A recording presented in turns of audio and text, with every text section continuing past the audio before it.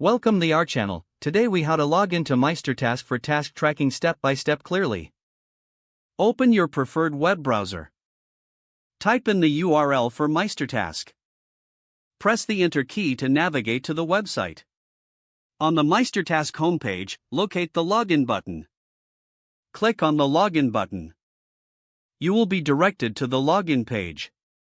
Here, you will see two fields, one for your email and another for your password. Enter your registered email address in the first field. Next, input your password in the second field. If you want the browser to remember your login details, check the box that says Remember Me. After entering your credentials, click. If your information is correct, you will be redirected to your MeisterTask dashboard. If you encounter an error, double-check your email and password for any mistakes. If you've forgotten your password, click on the Forgot Password link. Follow the prompts to reset your password. Once logged in, you can start tracking your tasks effectively. If the page does not load, refresh the browser or try again in a private or incognito window. Make sure you are using the correct email address, then retype it carefully to avoid small typos.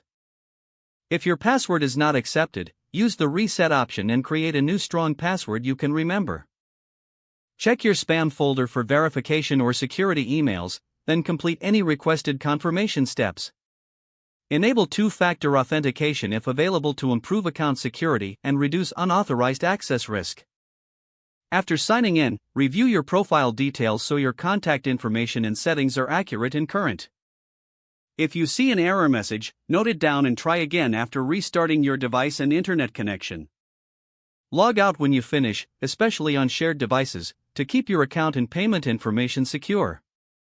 If the page does not load, refresh the browser or try again in a private or incognito window.